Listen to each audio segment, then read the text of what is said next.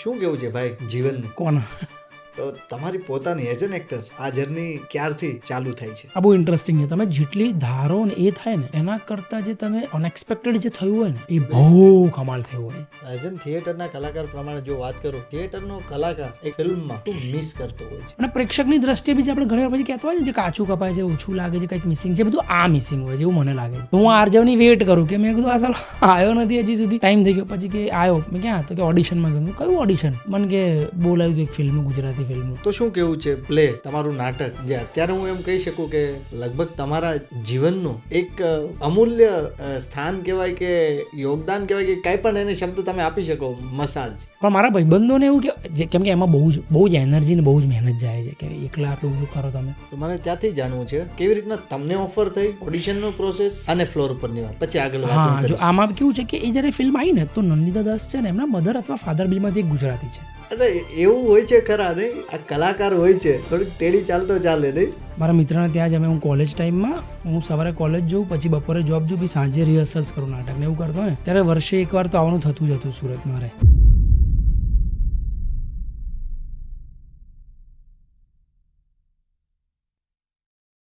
નમસ્કાર મિત્રો, voice of yours present આ છે ટોક વિથ પ્રદીપ, આપણી વાતો આપણી ભાષામાં.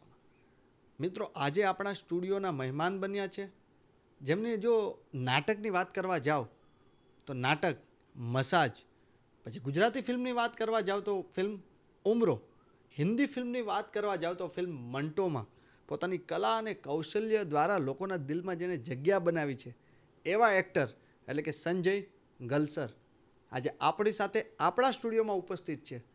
તો ચાલો મિત્રો, આપણે ઘણી બધી એમની સાથે વાત કરવી છે અને ઘણું બધું જાણવું છે. તો આ પોડકાસ્ટના અંત સુધી તમે અમારી સાથે જોડાયેલા રહેજો. તો સૌપ્રથમ તો કેમ છો ભાઈ? સરસ. એટલે થાય શું કેવું છે ભાઈ જીવનને? કોણ? તમારું મસ્ત ચાલે રહે. એટલે એવું હોય છે ખરા નહીં, આ કલાકાર હોય છે હા, થોડીક તેડી ચાલતો ચાલે નહીં. ના ના, મારા કિસ્સામાં એવું છે, જેન્યુનલી નથી એમ. મારું બહુ જ સરળ અને બહુ ના એટલે હું જેન્યુનલી જ કહું, મારું બહુ સરળ અને બહુ સિમ્પલમાં સિમ્પલ રૂટીન છે એમ.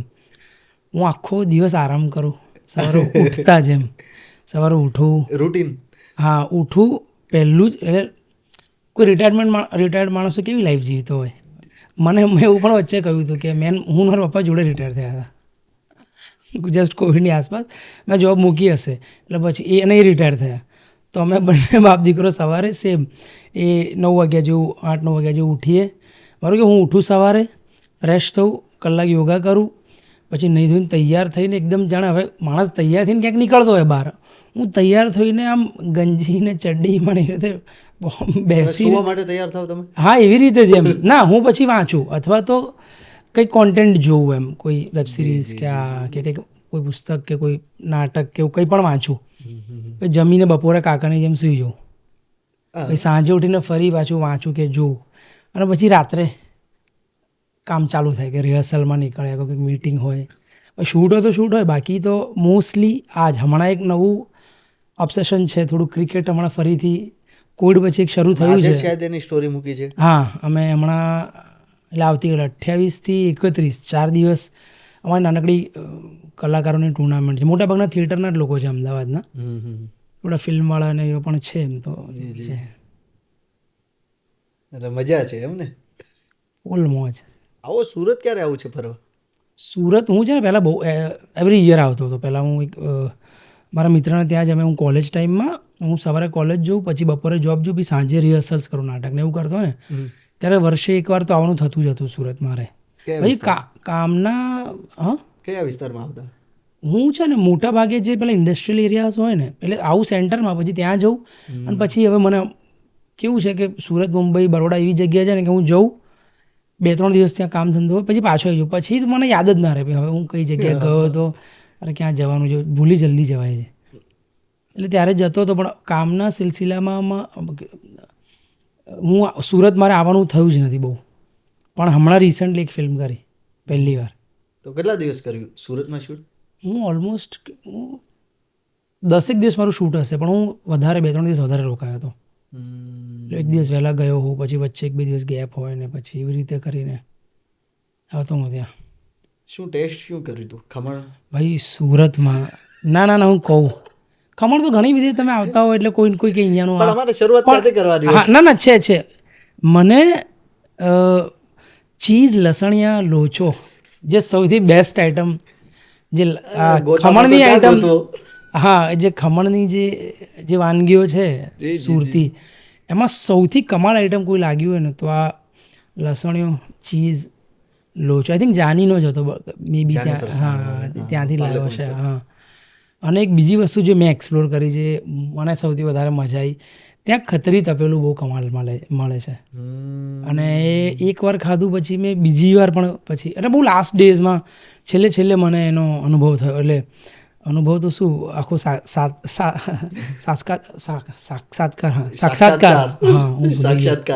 સાક્ષાત્કાર થયો સીધો સામે મારી.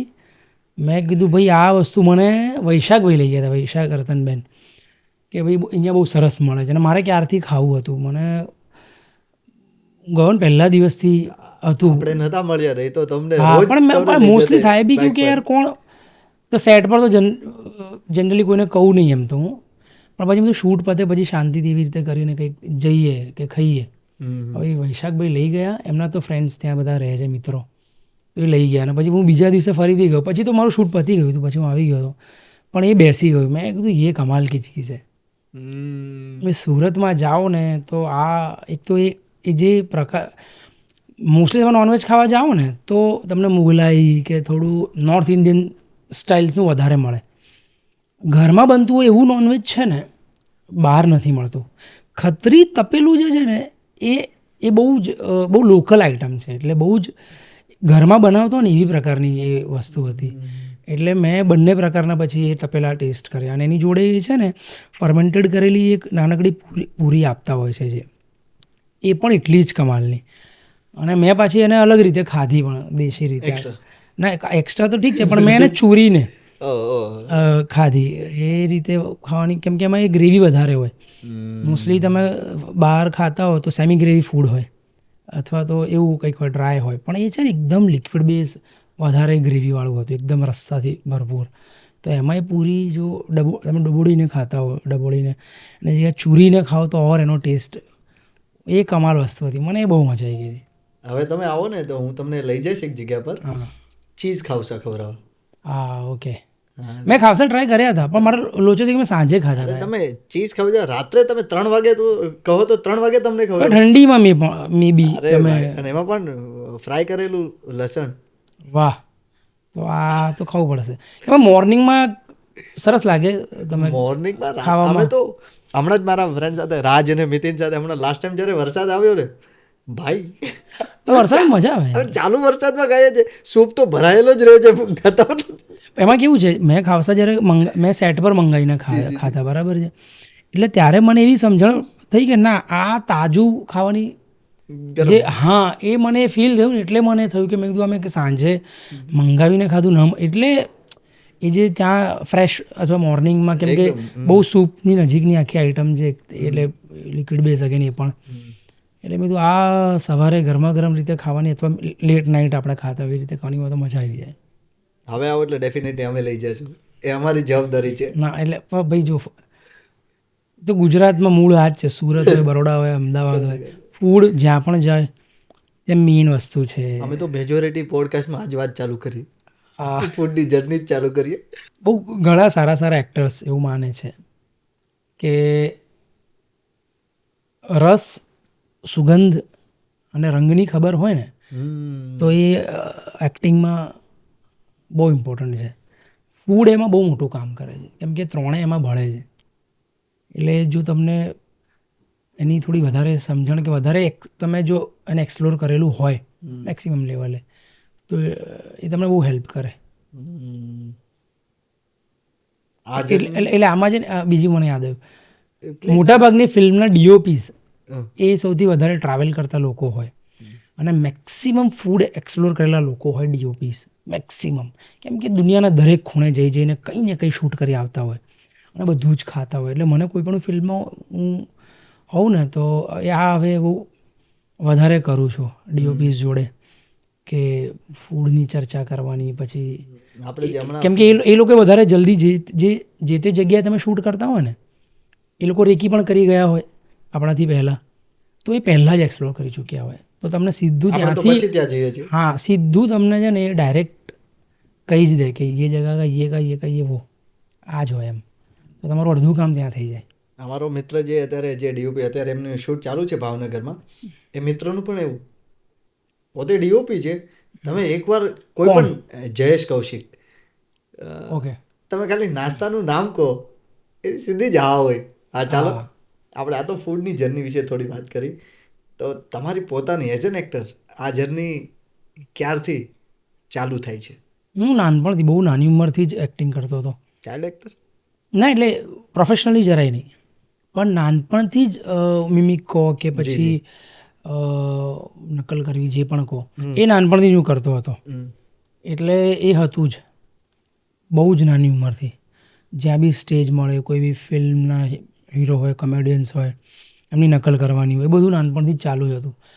પ્રોફેશનલી ખબર જ નહોતી કે આને પ્રોફેશનલી કરિયર, કેમ કે આપણે નાનપણથી જે ફિલ્મો જોઈ હોય તો એક જ વસ્તુ સમજાય કે ફિલ્મો એટલે મુંબઈ એમ.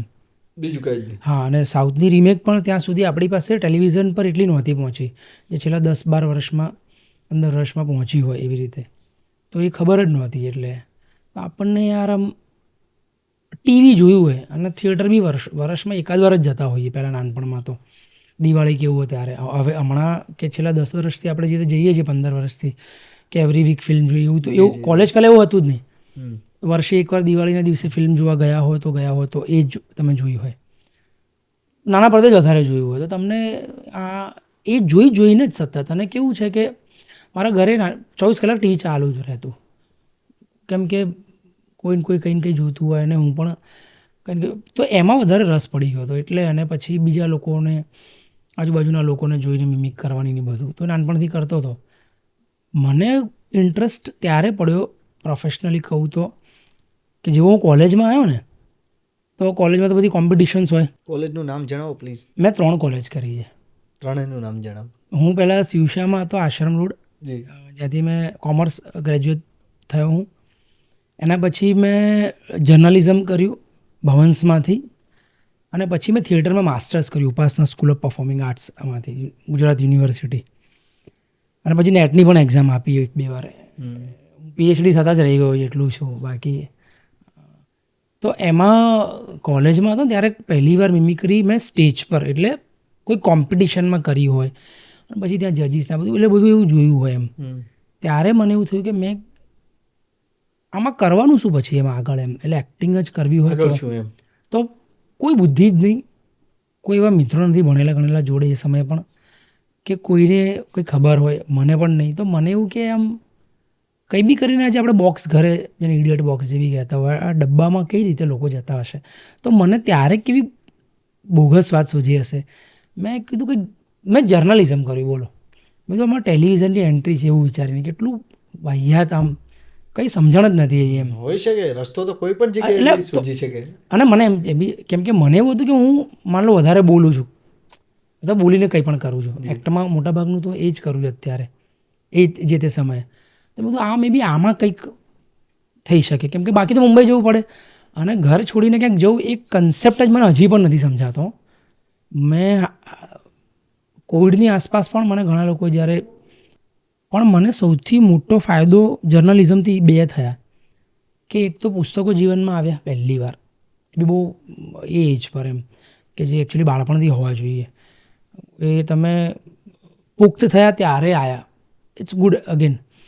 તો જ્યારે જર્નલિઝમમાં જોડાયો તો પુસ્તકો વાંચવાનું શરૂ કર્યું, ત્યારે બહુ જ સાહિત્ય અને એ બધું વાંચ્યું.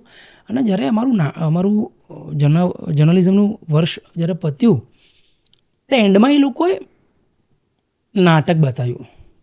અને આઈ એમ વેરી લકી કે મેં પહેલું જ નાટક, જેને કહેવાતું કમર્શિયલ નાટક, મેં પહેલું જ એવું જોયું કે જે ગુજરાતનું બેસ્ટ નાટક છે. અને મેં ફરીથી આજે 12-13 વર્ષ પછી, આઈ થિંક 13 વર્ષ પછી, મેં 2 દિવસ પહેલાં એ નાટક ફરીથી જોયું, એટલે 6મી-7મી વાર જોયું હશે મેં.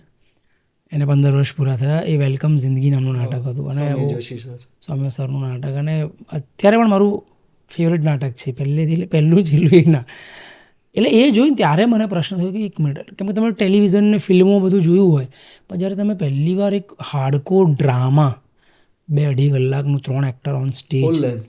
ફૂલ લેન્થ જુઓ તો તમને પહેલાં તો તમે ઓમાં જ આવી જાવ કે તમે ચમત્કાર જ લાગે કે આ શું છે, આ કઈ રીતે થઈ રહ્યું છે, આ કરવું છે, આ કરવું પડશે એમ. અને એ દિવસ છે ને, હમણાં પણ હું છેલ્લા 3-4 દિવસથી સ્ક્રિપ્ટ જ વાંચી રહ્યો છું નાટકોની. કોઈ પણ ઇન્સિડન્સ કોઈ બી વ્યક્તિ થતા જ હોય, it is not possible. Human એવોલ્યુશનમાં એ છે જ કે આપણે ઇન્સ્પાયર જ થઈએ, બહુ ઓછામાં ઓછી વસ્તુ માટે પણ થઈએ જ એમ, બહુ ઓછી વસ્તુ માટે પણ થઈએ એમ. સારું ખાવું છે ને એ ઈચ્છા કરતાં બી ઘણી વાર ઇન્સ્પાયર થઈ જવાય. કોઈકને કોઈએ કહ્યું હોય કે કોકે કંઈક જોયું હોય, વાત કરી હોય કોઈ. હા, એટલે એવું એમાં બી થઈ જવાય. એટલે બહુ નાનામાં ઘટને બી થઈ જવાય છે, એની ડિગ્રી હોય પણ થવાય. તો આવું થાય કોઈક વાર કે આવું કેરેક્ટર એમ.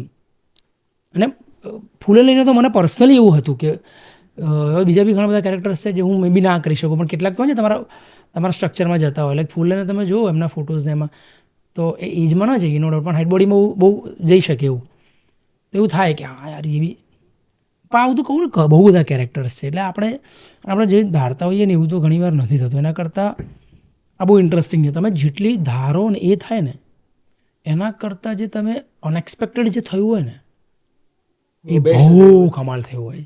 આ અનુભવથી કહું છું, દરેકને થયા જ હશે આવા અનુભવ, તો નાના મોટા કોઈ પણ લઈને એ બહુ કમાલ થયા હોય છે. એટલે પછી નાના આવેગો જેવા છે, એટલે આ તો થાય બી, મન બી થાય ને આવું કોઈ એવું થાય, પણ એ તો આયા કરે જાયા કરે. ફિલ્મમાં તો મને નથી થતું. તો પછી એક્ટિંગ જ કરવી હતી તમારે, તો પછી નાટક જ શું કામ? એ કહું ને, પહેલો જ એક્સપિરિયન્સ જે હતો, જે ચમત્કાર જોયાનો, જે મેજિકલ, શરૂ થાય. હા, એ મેજિકલ મુમેન્ટ હતી ને. એટલે કેમ કે તમે ફિલ્મો જોઈ આટલી નાનપણથી, ટેલિવિઝન આટલું જોયું, હવે એમાં ભજવાતું જે પણ તમે જોયું ને એ બધું જ તમને સહેજ ઉંમર પછી એવી સમજણ પડી કે આ તો નકલી છે, ઓર તો રેકોર્ડેડ છે, ઓર તો કટ એન્ડ એડિટિંગ એ બધું છે.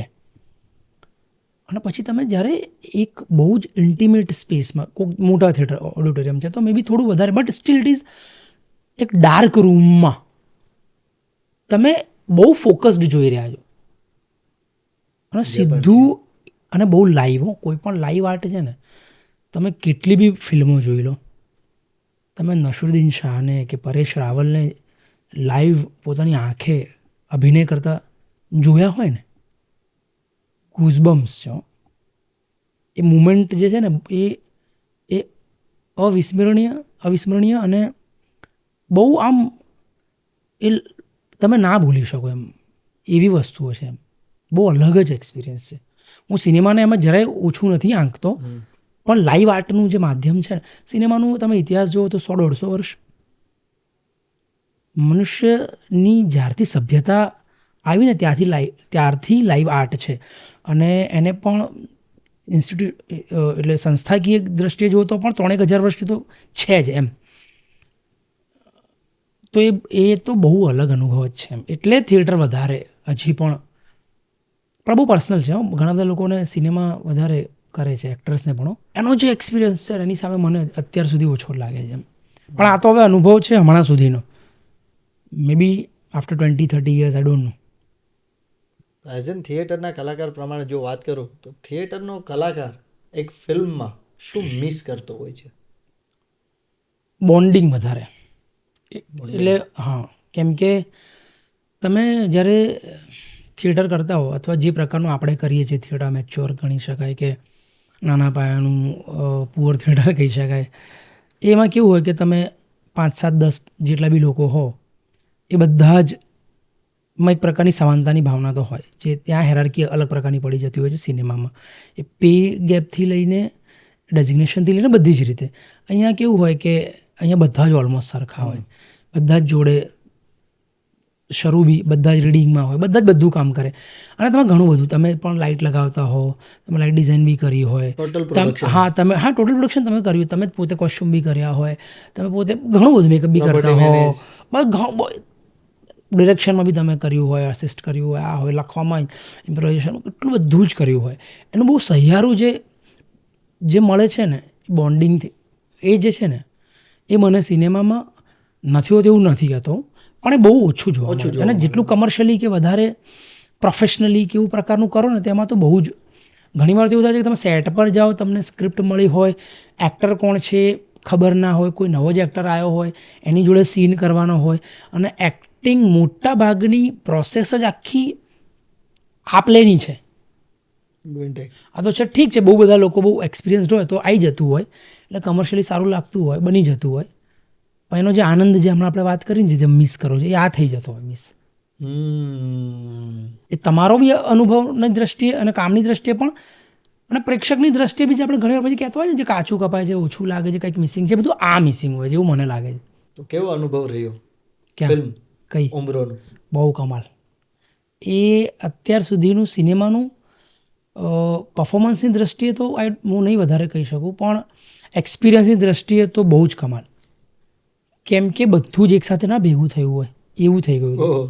એટલે બધું સારું એકસાથે, એટલે તમે પોસ્ટર વેલ્યુ રોલ મળ્યો હોય, મોટા પ્રોડક્શનની ફિલ્મ હોય, બહુ દિગ્ગજ એવા કહેવાતા Abhishek Shah, national award winning director, not only national award winning ડિરેક્ટરના, પહેલાંથી તમે એમને બહુ નાટકના સમયથી ઓળખતા હો અને બહુ વ્યક્તિગત પસંદ કરતા હો, કેમ કે એમના વિચારથી લઈને, આઈડિયોલોજીથી લઈને, વ્યક્તિ તો બધું જ તમને ગમતું હોય અને એ હોય, અને તમને એવા વ્યક્તિ જોડે કામ કરવાનું, એમની second film, commercial film, role સારો, એ બી બહુ એ સમયે સુદ્ધા તો બહુ જ એટલે સારું છે. એમ કોકર એવું થાય કે આ વધારે માંગવા જેવા હતા તો દર ફિલ્મમાં થતું હોય, પણ એ સારું. ઉપરથી તમને પહેલી વાર ફોરેન ટ્રીપ મળે, એવી એક પેડ વેકેશન જેવું. લગભગ ફર્સ્ટ હતી આઉટ ઓફની ટ્રીપ ભાઈ. હા,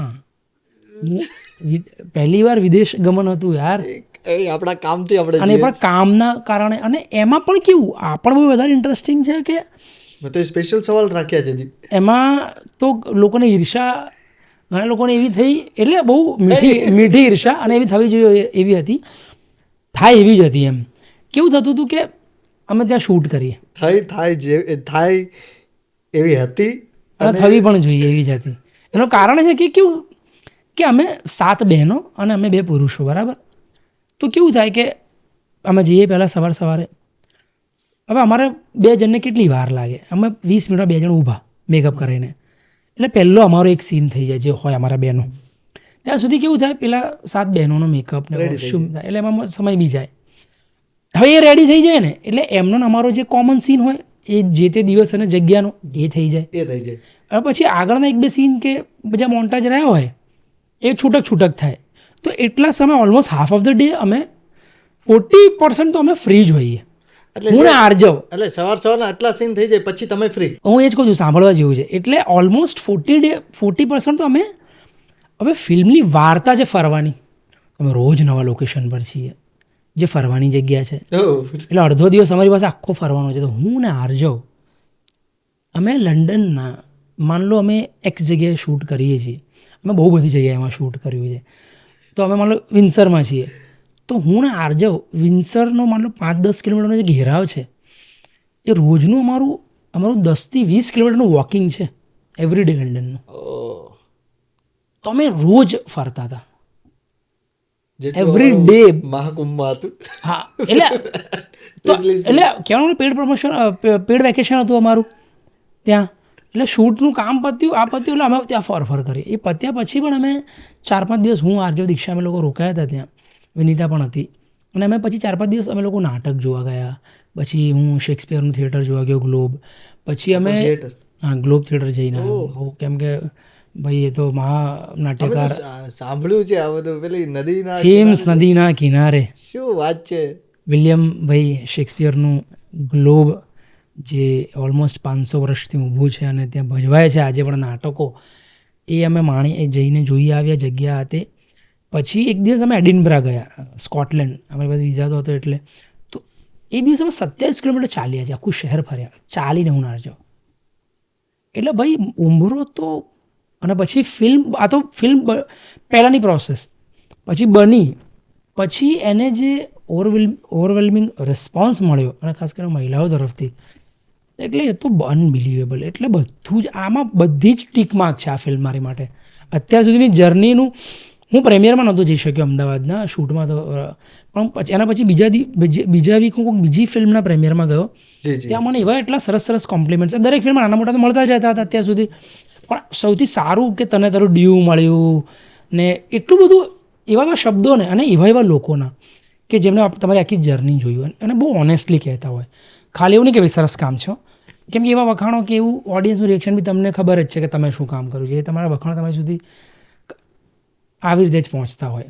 પણ બહુ જ નજીકના લોકો હોય અથવા તો બહુ જેન્યુઅલી તમારી જર્નીને જેને ફોલો કરી હોય, એ લોકો બહુ ઓછા શબ્દોમાં અથવા બહુ ઓછા એક્સપ્રેશનમાં જે કહે ને, એ જોઈને તમને થોડો સેટિસ્ફેક્શન જે મળે ને, હું પહેલી વાર મને સિનેમામાં એવું આ ઉંમરોમાં મળ્યું. એટલે બધું જ ટીક માર્ક છે. તો પછી સરે તમારું કામ પહેલા જોયેલું હતું કેવી રીતના ઓડિશન? અરે યાર એ તો બહુ આમાં અભિષેકભાઈ છે ને, એમના શબ્દોમાં કોઈ દાદો માણસ છે. હું ને આરજવ જોડે કોલેજમાં હતા, મેં પરફોર્મિંગ આર્ટ્સ બંને જોડે કર્યું. એક નાટક અમે કર્યું હતું ખેલંદો, અને એમાં એ કપિલદેવ શુક્લ ત્યારે સુરતથી એ જજમાં હતા, અને એમાં મને બેસ્ટ એક્ટર ફર્સ્ટ મળ્યું હતું 5 લોકોમાં. 3 ને હોય પણ બધાના 2 હતા, અને પછી ફર્સ્ટ નંબરમાં એક જ હતો, હું હતો. એ રીતે એ તો પહેલો એવોર્ડ બી હતો. અને ફર્સ્ટ બહુ હજી 1-2 વર્ષ થયા હતા નાટક શરૂ કરીએ, તો નાનકડું રિકોગ્નિશન હતું. કેમ કે INTમાં છે ને બહુ બધા લોકો જોવા આવે, અને પહેલાં તો બધા જ આવતા.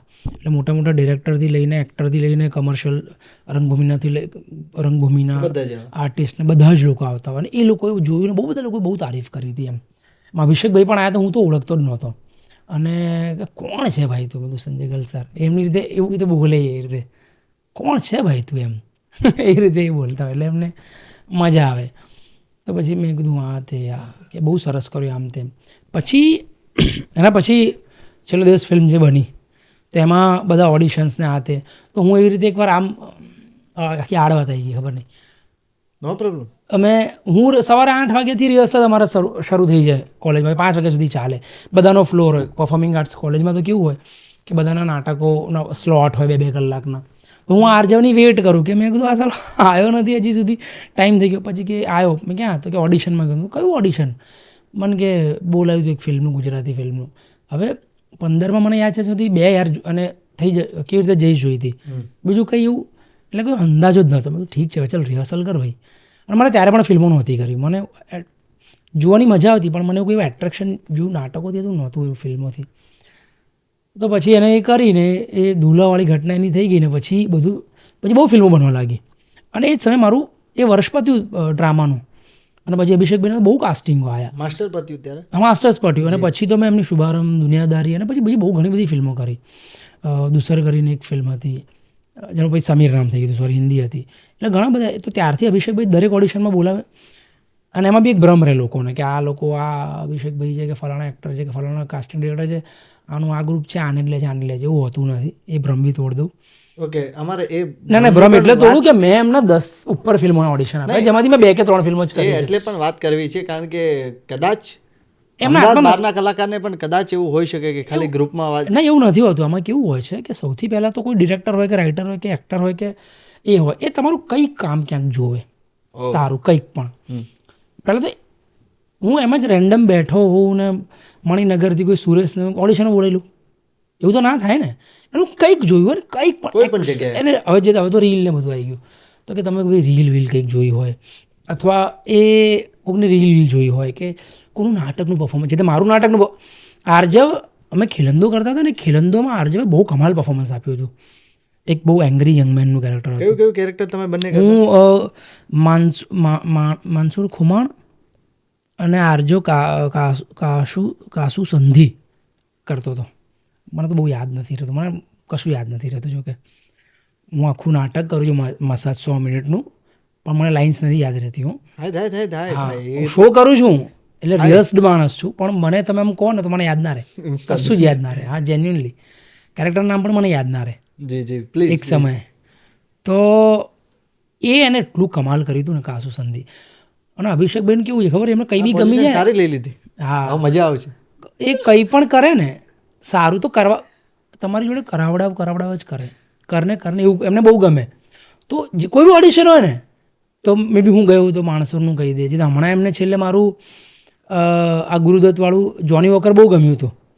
તો હું ઉમરોના ઓડિશનમાં ગયો ને તો કે જોની વોકર થોડું કરને, પછી રિહર્સલમાં તો કે થોડું જોની વોકર કરને, એમને એવું બહુ.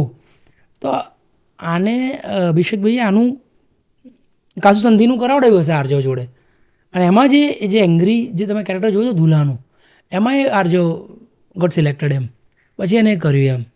એ મારા નાટકના કારણે. એટલે ઘણા લોકો પૂછતા હોય છે ને કઈ રીતે, તો આવું કંઈક નાનું મોટું જોયું હોય પછી તમે ઓડિશન આપો અને પછી એ બી ક્રેક કરો, ત્યારે તમારું કંઈક ભલે ઓળખે છે. હા એટલે કે ઓળખે છે એટલે તમને, અને એ બી એમનો નિર્ણય ન હોય.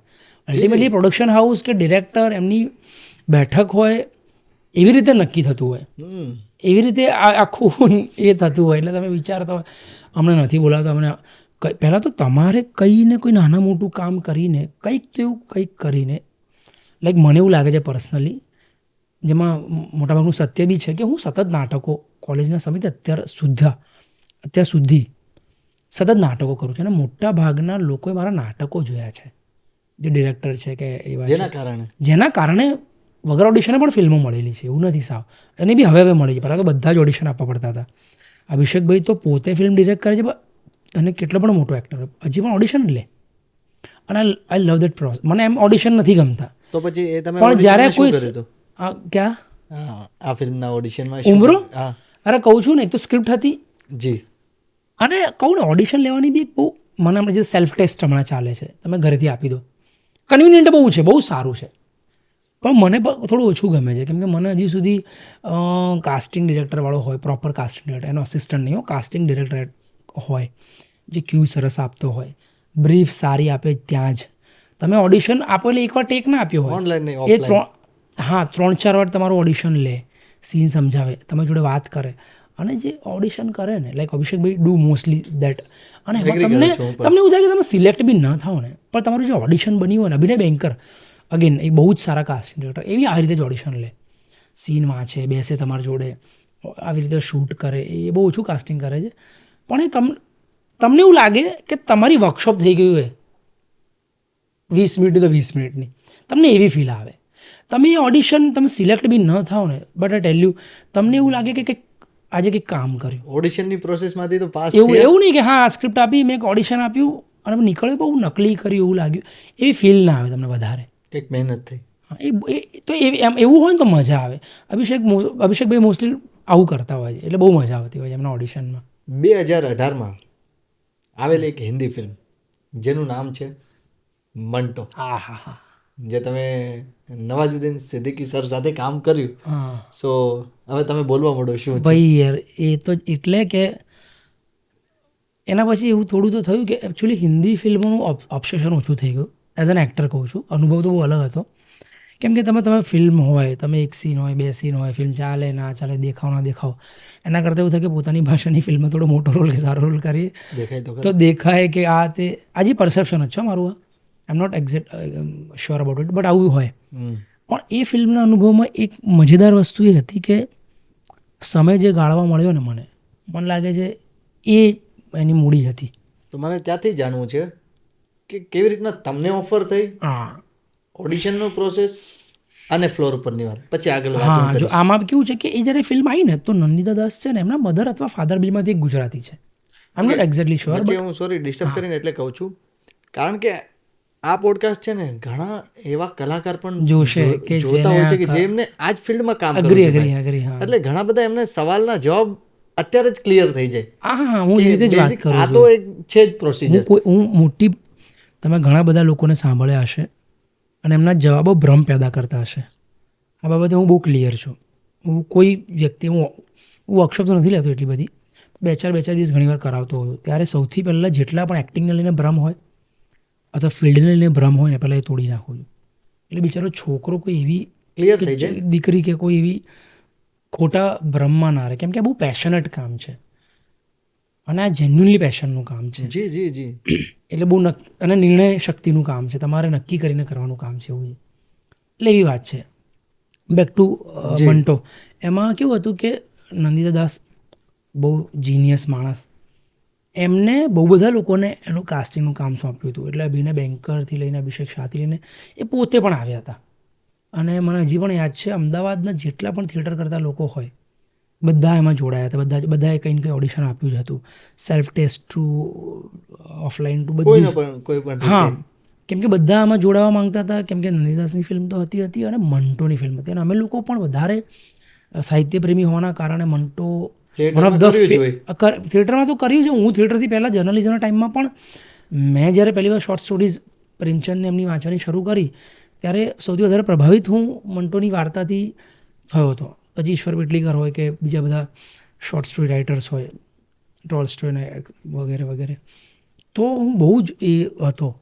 અને પછી તો થિયેટરને બધું કરી નાખ્યું હતું. જ્યારે ફિલ્મ આવી ત્યારે બહુ જ હતું કે યાર આ ફિલ્મનો ભાગ બનવું એટલે ફોન આવે એટલે હાથ જ પાડવાની, કંઈ પણ કરવા. અને બધાનું એવું જ હતું, કોઈ પેમેન્ટ ન પૂછ્યું, કોઈ મોટા ભાગના લોકોએ કોઈ પેમેન્ટ બી નહીં પૂછ્યું હોય અને બધાએ કર્યું. મારી જોડે સારી વસ્તુ એ થઈ કે મેં બધી 2-3 વાર ઓડિશન આપ્યા હશે અને અહીંયા એમ કરીને. અને પછી નંદિતા દાસ પોતે આવ્યા, એ મારી જોડે બેઠા, અમે 4-5 લોકો જોડે બેઠા હતા. એમને મારી બહુ જ ગમતી વાર્તા ખોલદો માટે અમને 2-5 લોકોને, વધારે લોકો હતા એમાં સિલેક્ટ કર્યા હશે. અમે બેઠા હતા અને એ બિચારા જોવે જ આમ કે યાર ઇસકી આંखें बहुत अच्छी है યાર. એ સિલેક્ટ થઈ ગયા પછી ના એ સિલેક્ટના ટાઈમને જ ટાઈમ કહું છું. એ પોતે અહીંયા આવ્યા હતા. ફર્સ્ટ રાઉન્ડ નહીં કે ફર્સ્ટ રાઉન્ડ જ? હવે મને રાઉન્ડ્સ તો નહીં યાદ, પણ એ જ બહુ ઓછા ગાળામાં જ બધું જોડે થઈ રહ્યું હતું. કેટલા લોકો ત્યાં હતા ટોટલ? બહુ બધા લોકો હતા. એટલે હું જે દિવસે બેઠો હતો ને ત્યાં બહુ બધા લોકો હતા, પણ અમે ત્યારે 4-5 લોકો બેઠા હતા એ સમય. જ્યારે નંદિતા દાસ અમારી જોડે હતા ત્યારે એ જોયું કે યાર इसकी आंखें बहुत अच्छी है, ये बोल अच्छा लेता है, इसके एक्सप्रेशन अच्छे हैं. તો 2-4 લાઈન હતી, તો કે કઈ લાઈન કોને આપું એટલું જ હતું. અને પછી એમને કંઈક નક્કી કર્યું હશે અને પછી આઈ ગોટ સિલેક્ટેડ. એ બધું કેમ કે બહુ લોકો સિલેક્ટ થયા હતા અને કે એવું ટેકનિકલી રોલમાં એવું કંઈ હતું નહીં મોટું. આખી ફિલ્મ પણ જુઓ ને મંટો, તો નવાઝ સિવાય બધાના એક સીન જ છે, ભલે મોટા કલાકાર હોય, કોઈ એવું નહોતું. અને એના સિવાય છે ને એટલી બધી લાંબી જર્ની છે ને કે 1000 એક્ટર છે એમાં, યાર વધારે હશે તો બધા જ છે એમ. તો બધાને એનો પાર્ટ પણ થયું હતું. મારી જોડે સારું શું થયું એ ઇન્ટરેસ્ટિંગ એ છે કે મારું કંઈક 27 તારીખે શૂટ હતું, વસો ગામ આપણે અહીંયા જ નડિયાદ આજુબાજુ, બરાબર છે. અહીંયા લાહોર ક્રિએટ કર્યું હશે એમને. તો ફોન આવ્યો કે 27 તારીખે તમારું શૂટ છે. મેં કીધું વર્લ્ડ થિયેટર ડે છે, એક જગ્યાએ મારું ટોક, હા એક જગ્યાએ એવોર્ડ આપવાનો હતો કંઈક મને, અને એક જગ્યાએ કંઈક ટોક હતી. અને મેં કીધું યાર વર્લ્ડ થિયેટર ડે, અને કહું ને મને બહુ એટલો લગાવ હા એ તરફનો એટલો લગાવ ઓછો હતો. મેં યાર मैं 27 को नहीं आऊँगा, मैं तो ये है मेरा, ભલે આ ફિલ્મ જાય એમ એવું. 27 માર્ચ થોડું દુઃખ હતું. 2018. હા આઈ થિંક હશે, એક્ઝેક્ટલી મને નથી ડેટ, 18-19 કે 17 હોઈ શકે. હા 17-18-19, 18 હા 17-18-19 એવું જ હશે. 17 માર્ચ 2017. અને કે ઓકે, આ પછી એનો ફાયદો भी ये થયો કે એ તો થઈ ગયું. પછી ફોન આવ્યો કે अच्छा ठीक है आपका 29 को कर रहे हैं और अब आपका सीन नवाज के साथ है. क्या बात છે. મેં કીધું આ તો સીધો નવાઝ જોડે સીન. પહેલાં સીનમાં એવું ખબર નહોતી કોની જોડે સીન છે. અને ખોલદોની વાર્તાનો સીન હતો અને મને ખબર બી હતી વાર્તા આખી લાઈન ટુ લાઈન, કે હવે લાઈન અમે ટ્રકમાં ચડીને બધા લોકો શોધવા જાય છે, બધા એમને એ વાળો પોર્શન હતો. એમાં કંઈ હતું નહીં. આ બધું નવાઝ જોડે છે એટલે બધું કંઈ બી હોય ને મજા આવશે યાર. અને મજા કેવી, એક દિવસ પહેલાં હું ત્યાં ગયો, રાત્રે મને પેલી જે મુંબઈની એમની જે અસિસ્ટન્ટ હતી એનો ફોન આવ્યો કે चले मैम और उनके साथ रीडिंग करना है आपका. એટલે એમાં તો ડાયલોગ્સ બી છે એમ. હવે 6 લાઈનનો તો એક પેજનો સીન હતો. 2 લાઈન નવાઝ બોલે છે, 2 હું બોલું છું અને 2 બચ્ચન પચેરા બોલે છે. તો એનો ફોન આવે કે આપકા નવાઝ का और बच्चन जी का सीन आ जाइए. એટલે એક સેકન્ડ, નવાઝ બચ્ચન ગલસર, ક્યાં વાત હે. મેં તો બચ્ચન કરે હાલે મને અમિતાભ બચ્ચન છે પહેલાં, મને એવું પરસેપ્શન બેઠું. પછી નીચે ઉતરીને જોયું ને તો ન્યૂટન ફિલ્મ જોયું હતું, એમાં રાજકુમાર રાવના જે ફાધરના રોલમાં છે ને, બહુ ફિલ્મો કરી છે. એ બચ્ચન પચેરા હતા એમના રોલમાં. એ જે મારા સીનમાં, અમારી જોડેના સીનમાં, એ પણ બિચારા મુંબઈથી એક સીન મારા જેમ જ કરવા આવ્યા હતા. વેટરન એક્ટર છે બહુ મોટા. નાના મોટા એવા સીન કરતા હોય છે ફિલ્મોમાં કેરેક્ટર આર્ટિસ્ટ. પછી મેં એ આવ્યા પછી અમારી 2 હોટલ હતી, બાજુની હોટલમાં એ હતા અને આખી પેક હતી ને પછી બાકીના આર્ટિસ્ટ આ હોટલમાં ને એ બી ઓલમોસ્ટ 70% પેક હતી. ઉતરીને અમે લોકો ઉતરીને બાજુમાં ગયા, નીચે લોન્જમાં બેઠા કે ચાય કોફી, બોલા હા મંગાવો લો સર, એમ પીએ. અને પછી પેલી આવીને બેને કહ્યું કે હવે ઉપર જઈએ. હું લિફ્ટમાં ગયો, પહેલાં માળે લિફ્ટ ખુલી, નંદિતાબેન કંઈક ડોલચું પ્રકારનું કંઈક લઈને આવ્યા વાસણ. હા અને એટલી સરસ ગુજરાતી એ બોલે ને તમને શરમ આવે કે યાર કેટલું ફાંકડું અને કેટલું સુંદર, કેટલું આમ કર્ણપ્રિય ગુજરાતી એ બેન બોલે છે, નંદિતાબેન. અને પછી 2nd ફ્લોર કે 3rd ફ્લોર પર ગયા, અગેન ડોર ખોલ્યો અને યાર એક 5.4 ઇંચનો મારા કરતાં નાની હાઇટનો માણસ દરવાજો ખોલે છે અને બહુ જ આમ. મેં આ સીન કેમ સાંભળેલો છે, આખો જ સીન મેં સાંભળેલો છે. મેં ક્યાંક કહ્યો હશે તો એક બે જગ્યાએ આખો સીન મેં સાંભળેલો. મેં બહુ બધી જગ્યાએ પણ, એટલે મેં પર્સનલી પણ ઘણા લોકોને કહ્યો છે મારી પર્સનલ એક્સપિરિયન્સ છે એટલે, કેમ કે હું તો ઘણી વાર પરફોર્મ કરીને બતાવતો હોઉં. જી જી પ્લીઝ પ્લીઝ. મારું સ્ટોરી ટેલિંગ એવું છે કે હું પરફોર્મ કરીને બતાવતો હોઉં એટલે, તો મેં તો પરફોર્મ કરીને પણ બતાવેલા છે લોકોને સીન. તો પછી દરવાજો ખોલ્યો અને એકદમ જૂનું સેજ ફીડ થઈ ગયેલું ટ્રેક અને એવી ટી-શર્ટ, એકદમ સામાન્ય. તમને એવું લાગે એકદમ સાદો માણસ, લિટરલી સાદો માણસ લાગે, એવું લાગે કે યાર ટી-શર્ટ તો નવી પહેરી શકાય એમ. પહેલો એ સમયનો પરસેપ્શન આપણને કેવો આવી જાય, એને કંઈ જ પડી નહીં એના કપડાની કે નહીં. એના રૂમમાં છે અને સીધું આવતા અરે વેલકમ એમ કરીને મેં નવાઝ આમ આખું ક્યારે આપણને કેવું આપણને તો કેવું સાઉન્ડ થાય એવું.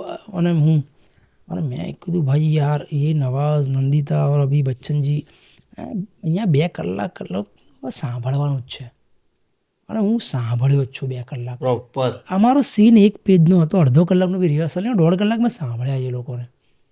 અને મજા કેવી યાર, આમ પહેલી મજા કેવી આવી કે कौन सा वाला सीन कर रहे हैं आपको पेलू, अच्छा वो लाहौर वाला, ठीक है अच्छा पढ़ते हैं. क्या है कि हाँ ये तो जूतों का दुकान, ये जूतों का दुकान हुआ करता था ना, ये जूता है क्या, हाँ બધું ઓકે. એટલે ફંબલ હોય, રીડિંગમાં ફંબલ હોય બહુ કોમન છે, કોઈ પણ કરી શકે. હા એટલે આ આપણને કેવું એ ટાઈમ સુધી એવું જ હતું કોલેજ એ સમય સુધી કે ફંબલ ના થાય, ફંબલ પરફેક્ટ. હા પણ સિનેમાનું કહું ને ખૂબ અલગ જ છે જી એ તો. જે ફાઇનલ ટેકની વાત છે, તમે છેલ્લે શું આપો છો. અને પછી हाँ सुबह जूतों का होता है, अभी ये है बच्चन जी क्या चाहिए, बोले क्या है, તો એમની પાસે કે ચિલ્લર જે આપે છે. અને એ પંજાબ છે તો એ લોકો શું કરે, ચણાનો પેલો શું કહેવાય શીરો અને પૂરી સવારે જે ખાતા હોય ને પંજાબી સિંધી લોકો, એવું આખું લાહોરનું આખું એ બ્રેકફાસ્ટ હોય છે એ આપે છે એને. અને ત્યાં મારા જેવો એક યંગ છોકરો જે રેડિયો સાંભળે છે એને એની ન્યૂઝ સાંભળી છે કે ગાંધીજીની હત્યા થઈ ગઈ છે. દોડીને આવે છે કે ચાચા સુના ગયા, ગાંધી કો માર ડાલા. તો નવાઝ ઇન શોક કે કિસને મારા, मुसलमान ने, અને હિન્દુને 3 गोलियां સીધી સિનેમા થાય. તો મને એવું થયું કે હવે યાર 2 લાઈન છે પણ આપણે અહીંયા લાભ લઈએ આ મહાનુભાવોનો મોકો આજ છે. हाँ मतलब मैं ये कैसे आके बोलूँगा, एम आई एक्साइटेड या मैं दुख में हूँ या मेरे पास कोई इन्फॉर्मेशन आ गई है मैं इसलिए देना चाहता हूँ, क्या है ये. ये बैन बोकले हमने कि नहीं ऐसा नहीं है, मान लो you are a young person और ये है कि कोई चीज़ अभी तुम्हें पहले पता चली है और तुम पहले बताना चाहते हो. मतलब जैसा अभी वो क्रोशिया का वो वर्ल्ड कप जीत गया, ऐसा એવું કે મેં કંઈક વાત કરી છે કે હા ऐसे कुछ. પછી હવે એ વાત પર આખી ચર્ચા ચાલુ થઈ ગઈ. પછી એના પછી અગેન પછી એમાં નવાઝે એક વાર્તા સંભળાઈ, બહુ મજા આવી, એનો પર્સનલ એક્સપિરિયન્સ. અને મને તો જે હસવું આવ્યું, કેમ કે ઊભા થઈને પરફોર્મ કરે બધું કે. પછી બીજી ઘટના કે वो 3 गोलियां मारती सीधी गोली सिनेमा धाए. तो मैम क्या मुझे ये कैसे बोलना है, मतलब क्योंकि इट इज़ 48, तो वो गन क्या है, तो वो धाए बोलेगा, डिशुम बोलेगा. आ विषय पर मैं 1.5 कलाक चर्चा करी है जी. और પછી नवाज देखो उसका क्या पिस्तौल रहेगा तो डिशुम वो अच्छा नहीं लगेगा, तो धाए का એમનું કંઈક આવે છે. बच्चन जी अरे वो पहले तो वो हमारे ज़माने में हुआ करते, एमनी की अलग वार्ता चाले है. बोले पहले तो फिल्म आती थी शोले, हम देखने गए थे, कितना रुपया टिकट, तो एनी एक वार्ता करे છે. પછી नवाज के जो मेरा एक वो हरियाणवी दोस्त था વો સિનેમા દેખને ચલા ગયો. તો એને એની પોતાની આખી વાર્તા કરી. પછી બચ્ચનભાઈએ કીધું કે મરી ગયાની ન્યૂઝ મળી જાય. મેં બી પ્રશ્ન કર્યા તો મેં બી બચ્ચનભાઈ હોતી તો હું કંઈ પૂછી લઉં. તો કે મરી ગયા તો મુझे क्या रिएक्ट करना है. बस वो आप ऐसे कुछ हो ऐसे पकड़ के बैठ जाते हैं सब એવું કંઈક કર્યું હશે. नवाज सिकरुद्दीन को हमारे पता है हमारे वहाँ कैसा होता है. जैसे मेरे वहाँ पे गाँव में कोई आदमी मर गया. अब आपको मेरे को आके बताना कोई मर गया तो ये ઊભો થયો અને ચાલીને આવ્યા. क्या हुआ? अरे वो मर गए. તો એ છે ને આમ નીચે બેસી ગયા. આમ હું પરફોર્મ કરીને બતાવ્યું. મને એટલું હસવું આવ્યું ને. તો 2 કલાક આ જ ચાલે છે. મને તો એ એક્સપિરિયન્સ બેસ્ટ હતો એઝ એન એક્ટર. બીજા દિવસે જે શીખવા મળ્યું એ કહું, એક જ લાઇનની વાત છે.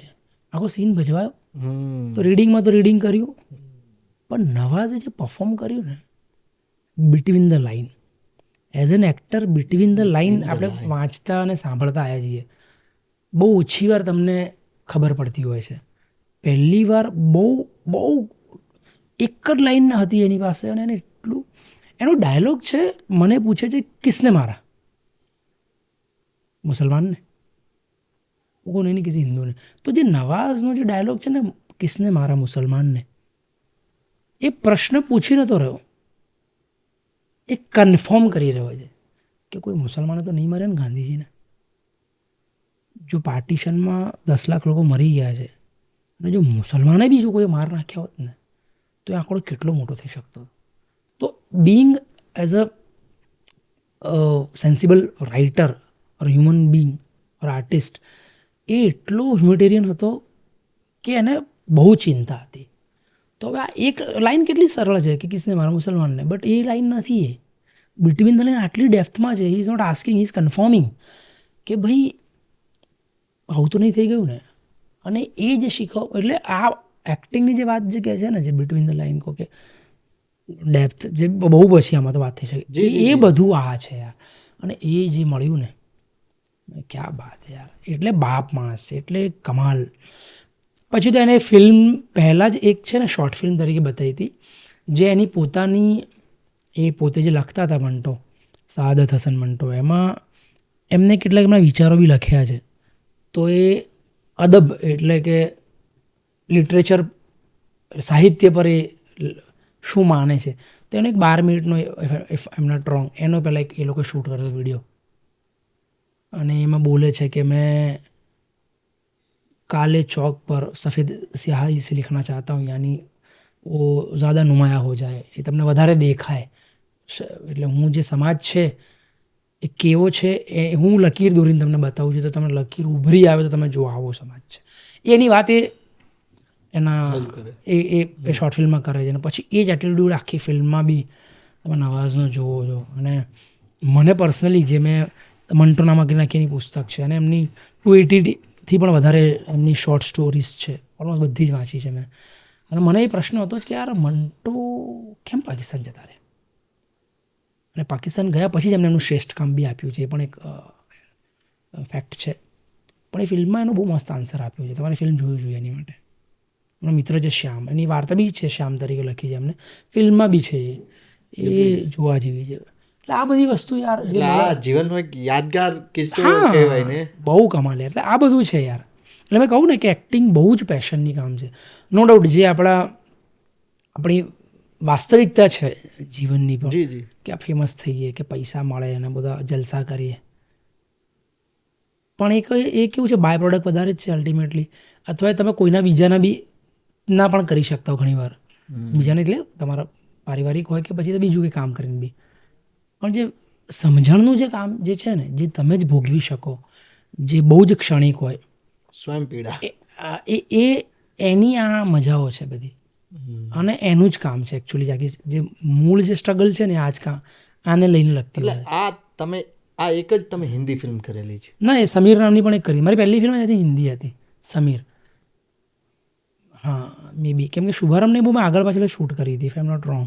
અને રિલીઝ પહેલાં એ શુભારંભ થઈ હતી ને પછી એવું કંઈક હતું. આ એવોર્ડ વિશે શું કહેવું છે? કમાલ છે. હવે એવોર્ડ તો યાર એક્ટરોને કેવું છે, મળે ને તો બહુ જ મજા આવે છે. આ બહુ ઓનેસ્ટ વાત જ છે. બેકારમાં બેકાર કહેવાતા એવોર્ડ બીજી જગ્યાએ પણ એવોર્ડ મળે ને, એવોર્ડ એ બહુ તમને પ્રોત્સાહન આપે છે, તમને બહુ ગજબ ફિલિંગ આપે છે, એટલે મજા જ આવે છે. આ સત્ય જ છે. પછી થોડો ટાઈમ થઈ જાય ને પણ પછી તમને ખબર પડે કે અચ્છા ઠીક છે, જે તમે અનુભવ કર્યો ને એનાથી વધારે કશું જ નથી એમ. ઓસ્કરની બી મજા આવી છે ને કે થોડું તમને ફિલ્ટર કરી આપે એટલે મજા આવે છે. લાઈક 100 ફિલ્મો આવી, હવે મજા ઓસ્કરમાં આવ્યું ને તમને એવું લાગે કે ઓકે હમણાં કંઈક સારી ફિલ્મોનું એક હવે આ શોર્ટલિસ્ટેડ આવ્યું તો તમે જોઈ નાખો, પણ પછી કોઈક વાર એવું બી થાય કે કેટલીક તો ઠીક બી હતી, એટલે પરફોર્મન્સ જોઈને બી એવું થાય કે યાર કે આના જગ્યા તો આને મળ્યું હોત તો. 100%. પણ વ્યક્તિગત એવું છે ને જેને મળે છે ને ભાઈ એની પોતાનું બહુ અલગ હોય છે, એટલે એની બહુ અલગ મજા હોય છે, એટલે પછી આપણે એમાં કંઈ ના કહેવાય એમ એવું છે. એટલે આ તો છે જ, કમાલ જ છે ને યાર, આમાં ક્યાં કોઈ શક છે. તો શું કેવું છે પ્લે, તમારું નાટક, જે અત્યારે હું એમ કહી શકું કે લગભગ તમારા જીવનનું એક અમૂલ્ય સ્થાન કહેવાય કે યોગદાન કહેવાય કે કાંઈ પણ એને શબ્દ તમે આપી શકો મસાજ વિશે. ભાઈ મસાજ એટલે મને મોટાભાગના લોકો જે અમદાવાદમાં તેના થકી ઓળખે એ મસાજના કારણે વધારે ઓળખે, કેમ કે હું આટલા વર્ષથી મસાજ નાટક કરું છું. સોલો પ્લે છે, વન મેન શો, 12-15 કેરેક્ટર હશે એમાં. 100 મિનિટ મેં એને 84 minute two 105 minute, sorry 115 minute ના અલગ અલગ વર્ઝનમાં એના શો મેં કરેલા છે. એ 30 શો જેવા કેરેક્ટર છે, એ 12-15 કેરેક્ટર છે એવા. બહુ ક્ષણિક આવ જાવ કરે પણ છે. અને એટલે એ અમદાવાદમાં બહુ લોકોએ ઘણા બધા નવાથી લઈને કેવા રેગ્યુલર એક્ટર્સ છે જે 2-3 વાર જોઈ ગયા એ. પણ મારા ભાઈબંધોને એવું કે કેમ કે એમાં બહુ જ એનર્જી ને બહુ જ મહેનત જાય છે કે એકલા આટલું બધું કરો તમે. એમાં રાઇટર કોણ હતા? વિજય તેંડુલકર. ડિરેક્શન ટોટલ પ્રશાંત તરુણ જાદવ. તો આની પ્રોસેસ થોડી આપણે જણાવો કે કેવી રીતના પ્લે. એનું કારણ એ હતું કે હું કોલેજમાં હતો ને તો અમે એક તો પરફોર્મિંગ આર્ટ્સની જે કોલેજીસ છે આપણી બધી, એ બધા કોલેજમાં કેવું છે, એક તો એમ પણ સ્ટુડન્ટ ઓછા, એમાં છોકરીઓ ઓછી, કે મેં કરિયર તરીકે કોઈ રીતે હવે ચૂઝ કરતા હશે અથવા કરે છે લોકો, ફિલ્મ સ્કૂલ હવે તો વધી ગયા હતી, પણ પહેલાં બહુ ઓછું યાર, તો આવે જ નહીં. તો અમારે નટી શૂન્ય નાટકો બહુ કરવાના રહેતા, તો અમે 4 એક્ટર 2 એક્ટર, ભાઈ છેલ્લે મેં 1 એક્ટરનું એકવાર કોલેજના પ્રોડક્શન માટે મારે કરવા પૂરતું મેં કરી નાખ્યું હતું આ. પણ પછી થયું કે આને એટલે પ્રોપર ફૂલ લેન્થ નાટક તરીકે કરીએ. પછી મેન પ્રશાંતે ફરીથી કામ કરીને એમ કરીને અમે એને 1.5 કલાકથી 90 મિનિટ 100 મિનિટની વચ્ચે લઈ આવ્યા. પણ પછી છે ને કેવું થાય છે ભાઈ 90 મિનિટ સુધી ઓછું કરીને બી પછી દર શોમાં 1-2 મિનિટની ઇમ્પ્રોવાઇઝના આ તેને ઓડિટોરિયમના પ્રમાણે ભાઈ હવે 100 સુધી પહોંચી જ ગયું છે. તો 90 to 100 મિનિટ પરફોર્મ કરું છું. 30 થયા હશે એ. અને કોવિડ પછી તો મેં કહું ને મેં શો જ નથી કર્યા, મેં 10 શો બી નહીં કર્યા હોય. એના પહેલાં કરી નાખ્યા હશે, હું 2-4 મહિને એકાદ વાર કરી નાખું એવી રીતે છે. મસાજની મને એક સુવિધા એ છે, હું કોઈ બી શૂટ કરીને આવું, કંઈ બી કામ ના આવું, કંટાળ્યો હોઉં કે આ હોય, મસાજનો શો કરી નાખીએ. સિંગલ એક્ટર પ્લે, 3-4 લોકો જ જોઈએ. મારો ડિરેક્ટર જ પ્રશાંત જ મ્યુઝિક કરે, સેટ ડિઝાઇનર જ ભાવ એમાં લાઇટ કરે, એકાદ કોઈ વર્કશોપનો છોકરો આવ્યો હોય નવા, દર નાટકમાં નવા બેકસ્ટેજવાળા હોય, કેમ કે એકચ્યુઅલી બેકસ્ટેજ પણ હું કરું છું નાટકમાં. આખું નાટક જ એવું છે, મેન એવું જ છે. પણ 1-2 પ્રોડક્શન માણસ રાખીએ એવું, તો 4-5 લોકો હોઈએ અમે. જ્યારે મન પડે 2 દિવસ તમે કહો 2-3 દિવસ ભાઈ મસાજનો શો કરવો તો અમે કરી નાખીએ, એવું રેડી છે. એટલે એ મને સૌથી મોટો એનો ફાયદો છે. બાકી નાટકમાં બહુ તકલીફ થાય. તમે અત્યારે તો જો આ સિનેમા અને સિરિયલ્સને એટલું બધું કામ વધી ગયું છે કે લોકો જોડે હવે ટાઈમ જ નથી નાટક કરવાનો. બધા લોકો આવીને એવું પાછું કહેતા હોય, મને બહુ, હું પ્રેમિયરમાં જાઉં તો બહુ લોકો કહેતા હોય છે. હમણાં બહુ રિસન્ટલી જ આ 1-2 મહિનામાં જ મારી પાસે કહેવાતી બહુ મોટી એક્ટ્રેસીસ 3-4 એવી આવીને મને કહી કે નાટક કરવું છે, બહુ સારી રીતે કહીને કે એમને જેન્યુઅનલી કરવું છે. નાટક જોઈને ગુજરાતી ફિલ્મની સારી કહેવાતી મોટી અભિનેત્રીઓએ કીધું છે કે યાર તમારી જોડે આવી રીતે કંઈક કરવું છે. મેં કીધું તમારી બેન વાત બધી જ સાચી, અને હું અગ્રી કરું છું તમે કરવા જ માગો છો, પણ તમે હવે જે સ્ટેજ પર પ્રોફેશનલી છો ત્યાંથી, હા, અને હવે હું તમને કહું તમે મને 1 મહિનો 2 મહિનો કે 3 મહિના આપો, અને એના પછી હું જે પ્રકારનું નાટક કરું જે કમર્શિયલ પણ નથી, હું એનો તમને ખર્ચો પણ ન ચૂકવી શકું, અને તમે બી એટલો સમય ના આપી શકો. It's very difficult. અને મેં કહ્યું ને બહુ પેશનનું યાર કામ છે યાર. અને આજની તારીખમાં હું દર વર્ષે નાટક કરું છું, મને એ છે. અને હમણાં કહું 1 મહિનાથી આ પ્રોસેસ ફરીથી ચાલુ જ છે. એટલે આ વર્ષના એમ સુધી મેં આ વર્ષે પણ એક નાટકના એટલા શો કર્યા, એમાંથી જો કે બધા જ શોમાં તમને બહુ જ મજા આવી છે. ના એવું નથી. બેસ્ટ ઓફ ધ ડે નહીં, હા બેસ્ટ શો પૂછ્યું ને જી, એ તો મને લાગે છે મેં સેકન્ડ, એક તો પહેલો શો તો હોય જ હંમેશા, એટલે એને તો અવગણી જ નાખું, ઓપનિંગ શો અવગણી જ નાખું. સેકન્ડ શો એક તો બહુ કમાલ થયો હતો, અને મેં હમણાં જે છેલ્લો શો કર્યો ને એ પણ બહુ કમાલ શો. એકદમ લાસ્ટ. હા, એટલે એ હમણાં 1 કે 2 માર્ચની આસપાસ કર્યો હતો છેલ્લો શો, 2 મહિના પહેલાં. એ પણ બહુ કમાલ શો થયો હતો. 2 શો બહુ ખરાબ થયા હતા. તો આનું મેઇન કારણ આપણે શું કહી શકાય કે એમાં કેવું, તમારી વ્યક્તિગત મૂડ, જગ્યા, ઓડિયન્સ બહુ બધું હોય. સેટ પર કંઈ થઈ જવું, જેમાં વધારે ડિફિકલ્ટી આવી હોય ને એવા શો ઘણીવાર સારા નીકળ્યા હોય છે. કબીર ઠાકોરનું એક સ્ક્રેપયાર્ડ કરીને થિયેટર છે, નામ સાંભળ્યું. એમાં મસાજનો શો હતો. હવે આમાં અમારો 0 સીન છે નાટકનો, પહેલો નહીં પણ 0 સીન છે. અમે શરૂ થતાં પહેલાં એક સીન કરીએ છીએ, તો એમાં લાઇટ્સ આવે છે ને જાય છે, અને હું એ લાઇટ્સને પકડવા માટે મેટાફર છે આખું, એમ એ પ્રકાશને પકડે છે. તો એમાં છે ને વચ્ચે એક છે બેડ જેવું, અથવા એવું છે એક કમ્પોઝિશન. તો એ 2 પાર્ટ ઉપર પાર્ટ મૂકી હતી. પહેલી જ સેકન્ડ હું એને પ્રકાશને પકડું છું તો પાર્ટ પર અડું છું તો એક પાર્ટ ઉતરી ગઈ, પાછળ માટલું પડ્યું છે, ટેલિફોન પડ્યું છે, બંને તૂટી ગયા, ફૂટી ગયા, પાણી થઈ ગયું. હજી ફર્સ્ટ સેકન્ડ, પહેલી જ સેકન્ડ છે નાટકની. આ શરૂઆત થઈ હતી. એટલે માટલું ફૂટે છે, માટલું ફૂટી ગયું હરેક શોમાં. ના, તો ભલે એ જ કહું છું કે એ સેન્ટરમાં એક પાર્ટ છે, જી. અને હું એના અડવા ગયો પહેલી જ સેકન્ડમાં એ 0 સીનમાં. અને હવે પાર્ટ એવી રીતે બને હતી, એક પાર્ટ ઉપર 2 પાર્ટ ગોઠવીને. હવે તો એક પાર્ટ ઉતરી ગઈ, પડી ગઈ, તો મારો સેટ તૂટી ગયો. પાછળનું ટેલિફોન પડ્યો તો તૂટી ગયો, માટલું જે નાટકનો ભાગ છે એ તૂટીને ફૂટી ગયું. અને ફર્સ્ટ સેકન્ડ છે હજી નાટક ઓપનિંગની. અને પછી આગળ બી એકવાર ફરીથી પાર્ટ પડી હતી ચાલુ નાટકમાં, પણ છતાંય એમાં પછી મેં ઇમ્પ્રોવાઇઝેશન કર્યું, અને એટલું બધું ફૂટ્યું ને, એટલું બધું પહોંચ્યું ને. એક છોકરો થિયેટરવાળો મને મળવા આવ્યો કે સર યાર वो क्या किया आपने, वो उसमें वो गिरा था, वो इम्प्रोवाइजेशन था ना. बोला हाँ. वो लगा यार ये कैसे, मतलब वो, એટલે આમાં એટલે આવું બધું થઈ જતું એમ. થિયેટરનો એ સ્ટુડન્ટ હતો એટલે તમને કીધું. હા, બાકી ઓડિશન ન ખબર પડી હોય, બાકી નહીં અમુક પડે. ટાઈપનું તો કોઈક જગ્યાએ ખબર ઓડિયન્સ નહીં પણ એટલું એવું આવતું હશે ને કે એમને ખબર. એટલે કોઈ પણ સારું નાટક હોય ને તમારે 2-4 વાર જોવું, થોડા અંતરે જોવું. બહુ સારા નાટક હોય ને થોડા અંતરે જોવા, એમાં થોડા બદલાવ આવતા હોય, અથવા થોડું કંઈક એ સતત એક પ્રકારની નવીનતા તમને આપે, અને ન આપે તો પછી નાટક બંધ થઈ જાય. 100 મિનિટમાંથી ગમતી મિનિટ કઈ ને ગમતો પોર્શન કયો? આખું નાટક તો ઓબ્વિયસલી ગમતું હોય છે. ના, એક તો ઓપનિંગ અને એન્ડ થોડા મને અઘરા લાગે છે. હજી સુધી મારાથી ટચ નથી થતા સારી રીતે as an actor, to be frankly. 2-3 વાર જ થયું છે કે મજા પડી ગઈ હોય. લાસ્ટ પોર્શન છે યાર, કે વચ્ચે તો કેવું છે, જે લોકોને પણ બહુ મજા આવી ગઈ હોય. એ તો હા, એ વચ્ચે છે એક પોર્શન છે કે જેમાં એ લોકોને બહુ ગમે છે.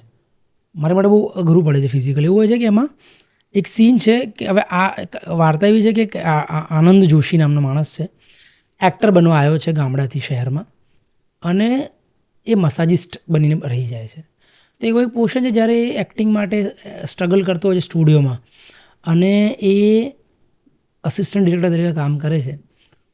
તો હિરોઈનની માં સેટ પર આવી હોય છે, તો એને બિઝી રાખવાનું કામ કરે છે, અને એની ઉપર થોડું ટ્રાય કરે છે અસોલ્ટ. એટલે તો એમાં થોડું એક ફની મુમેન્ટ્સ બને છે. તો એમાં એવું થાય છે એ લોકોને બહુ ગમે છે, કેમ કે એમાં એક્ટર તો હું જ છું, તો બંને વસ્તુ હું પરફોર્મ કરું, અને પછી એવું થાય છે કે એક જગ્યાએ મને ખેંચે છે. તો એમાં એવું થાય છે મારો આખો પગ ખેંચાય છે, અને હું ઢસડાવું છું જાતે એકલો. તમને એવું લાગે કે મારો પગ ખેંચ્યો, તો એ મુમેન્ટમાં લોકોને બહુ ગમે છે. એવું મેં અનુભવ્યું છે. તને એવું જ લાગે કે મારો એક આખો પક્કો કે પકડ્યો છે, અને હું રાઈટ ટુ સેન્ટર થઈને લેફ્ટ સુધી ઢસડાવું છું સ્ટેજ પર, અને તને એવું લાગે કે પેલી બેન મારો પગ ખેંચી રહી છે. એ કમ્પોઝિશન છે, એમાં બહુ જ તાળીઓ પડે છે, લોકોને બહુ મજા પડે. જતી હશે ને આ સીન. એ સૌથી વધારે એનર્જી જાય છે આખા નાટકમાં. અને પછી આખું 20-30 સેકન્ડની જે માથાકૂટ પતે ને, પછી બ્લેકઆઉટ થાય છે, ને પછી મારી બ્રીથ બહુ નેક્સ્ટ લેવલે જતી રહી હોય છે. પછી ધીમે ધીમે લાઇટ આવે છે ને, હું પહેલાં તો કેટલી સેકન્ડનો આ બ્લેકઆઉટ હોય છે આઈ ડોન્ટ નો, પણ 10 સેકન્ડથી વધારે નહીં જ હોય, પણ હું 7-8 સેકન્ડ તો બ્રીથ જ લઉં છું ધીમે ધીમે. અને પછી હું છે ને માઇન્ડ પરફોર્મ કરું છું 10-15 સેકન્ડની, કે શું થયું હતું, પેલી આઈથી ચડી ગયા, જો અહીં શું કર્યું, જો મને આવું બધું કર્યું, એ બધું લિપસ્ટિકના દાગ લઉં છું, એવું મારા ડિરેક્ટરને કહું છું મારો વાંક નહોતો, એ 10-15 સેકન્ડ એવું પરફોર્મ કરું છું, બ્રિધિંગ કહું, પછી ડાયલોગ શરૂ કરું છું, પછી આગળ નાટક વધારું છું. તો એ બધું છે. એટલે એમ બહુ મજા, મસાજ તો યાર બહુ મજા. હરેક શો પહેલા ધક થતું હોય છે ખરા? હા, ફાટી પડે, અને ન ફાટે પડે તો તકલીફ થઈ જાય. તો પછી સ્ટેજ ઉપર ફાટી પડે.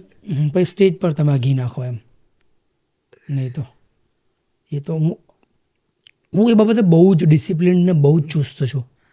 રિહર્સલ્સથી લઈને ટાઈમિંગથી લઈને મારો સેટ આજે પણ જાતે લગાવડાવું, લાઇટ આખી મારી લગાવડાવું, બધાનું બધું થઈ જાય પછી સૌથી છેલ્લે ગ્રીન રૂમમાં જઈને કોસ્ચ્યુમ ચેન્જ કરીને વિંગમાં બ્રિધિંગ મારું પ્રોસેસમાં ઊભો લેતો ઊભો હોઉં. એ બહુ જ એ બાબતે હું એક્ટર તરીકે, એટલે એ મને બહુ અલગ પેશન છે. પણ જોઈ રહ્યા છે જેટલા લોકો તમને, એમાંથી ખાસ કરીને યુથની વાત કરું જેમને આ જ ફિલ્ડમાં આવું છે, તો એડવાઇસ સ્વરૂપે કહી શકો તો એડવાઇસ, ટિપ્સ, કોઈ સંદેશ? હા, હું એ બહુ ચોક્કસ કહીશ કે એ મેં કહ્યું ને આગળ પણ કે આ બહુ જ પર્સનલ ચોઇસ પર ડિપેન્ડ કરતી વસ્તુ છે, બહુ પેશનેટ વસ્તુ છે. આનાથી તમે એક્સ્ટ્રીમ વસ્તુ કમાઈ શકો છો. કમાઈ એટલે તમે શાખ પણ કમાઈ શકો છો, ફેમસ પણ થઈ શકો છો, પૈસા પણ કમાઈ શકો છો, પણ બહુ ઇન્ડિવિજ્યુઅલ કંઈક સમજણ કેળવવાની જર્નીની આખી પ્રોસેસ છે એક્ટિંગ. હું એની રીતે જોઉં છું. તો આ છે ને, જેવી રીતે તમે કોઈ કોલેજમાં જાઓ તો 2-3 વર્ષ ભણો, 4 વર્ષ ડિગ્રી લો, એવું ના હોય. તો આમાં પણ તમને એવું લાગતું હોય કે તમને હું આ કરી શકું, તો 1-2-3 વર્ષ નાટક હોય કે ફિલ્મ, એમાં પાક્કો અનુભવ લઈને પછી એક નિર્ણય લીધા પછી કોઈ પણ પ્રકારના ભ્રમમાં રહ્યા વગર, કેમ કે બહુ સ્ટ્રગલ છે અને બહુ લીસ્ટ ચાન્સ છે સક્સેસ થવાના. એટલે હું એ સુદ્ધાએ એક્ટિંગ કરું છું કે કશું નહીં હોય તો ઝોમેટોમાં ડિલિવરી કરીને બી રાત્રે નાટક કરીશ એમ, કેમ કે મારી બહુ ચોઈસ છે એમ. આઈ ચૂઝ ધીસ એમ. એ લેવલની વાત છે આમ. તમારી પર બહુ પર્સનલ છે આ. ઘણા સંજોગોમાં લોકો નથી કરી શકતા. મારી જોડે અમે નાટકો કરતા હતા ત્યારે શરૂઆતમાં વર્કશોપ લોકો કરે, આ કરે, લોકોને કરવું હોય, પણ કેવું છે કે કામ ન મળે, પૈસા તો જરાય ના મળે, અને બહુ રિયાલિટી છે. કેમ કે આ 4% કે 2% જ રિટર્નનો બિઝનેસ છે. બહુ ઓછા રિટર્ન મળે છે આમાં બિઝનેસમાં. અને કેમ કે શો બિઝનેસ છે તો બહુ લોકો પછી, કેમ કે જવાબદારી એક વસ્તુ છે, ફેમિલી આ તે, તો ત્યારે તમારે નિર્ણય લેવા પડતો. તો ઘણી વાર તમારે એવું થતું હોય છે કે તમે બેમાં કોઈક નિર્ણય, અને એ બહુ સાચું ખોટું નથી, એ બહુ વાસ્તવિક છે આમ. તો એ તમારે ચૂઝ કરવું પડે. એટલે તમારે બહુ છેલ્લા ઘડી સુધીનું નિર્ણય લઈને આવવું પડે. તો એટલી ક્લિયરિટી જોડે, એટલે હું પહેલા દિવસથી નાનપણથી એક્ટિંગ જ કરવી હતી. જ્યારે પ્રોફેશનલી કરી ત્યારે પણ નક્કી કર્યું હતું એક્ટિંગ જ કરીશ, અને આ જ કરીશ, અને એક્ટિંગ જ કરીશ. અને એમાં બી થિયેટર તો એવું જ લાગે છે કે થિયેટર જ કરીશ એમ. ફિલ્મોથી બહુ જ ફેમસ થવાય છે, પૈસા સારા મળે છે, જે બહુ બધા કામો પૂરા કરી આપે છે, જે બહુ જરૂરી છે મારી માટે. એક એની પણ વાસ્તવિકતા છે, આપણે હમણાં વાત કરી એ છે આ. પણ એક્ટિંગને લઈને યાર એ વાહ, બહુ સમજી જવા જેવી. મેં જે કહ્યું એમાં ઘણું બધું કહી દીધું છે, અને બહુ ઓપન જ કહ્યું છે. તો એ સમજવાની વસ્તુ છે, તો એ આમાંથી સમજે. એન્ડ મારા વતી, મારી ટીમ વતી, અને જેટલા પણ લોકો તમને અત્યારે જોઈ રહ્યા છે, કે હોપ છો એમને ઘણા બધા સવાલોના જવાબ મળી ગયા છે. હું પણ એવી આશા રાખું. અમે તમારો ખૂબ ખૂબ ખૂબ આભાર વ્યક્ત કરવા માંગીએ છીએ, અને રંગ દેવતાને પ્રાર્થના છે કે હંમેશા તમે શ્વાસ તમારા જ્યાં સુધી ચાલે ત્યાં સુધી તમને સક્સેસ ના મળે ભાઈ, પ્લીઝ. સક્સેસ ના મળે એવું કીધું? ભલે સક્સેસ કરતા તો મને, એટલે સક્સેસની બધી ખુશ ડેફિનેશન રાખે તમને બસ. હા, કે હું મસ્ત મજેદાર રહું. Once again thank you very much. Thank you. કારણ કે મને એવું લાગે છે કે હજી બહુ બધી વાત થઈ શકે એમ છે, પણ ફરીવાર અમે તમને બોલાવશું ને ફરીવાર ઘણી બધી આપણે વાતો કરશું. Thank you.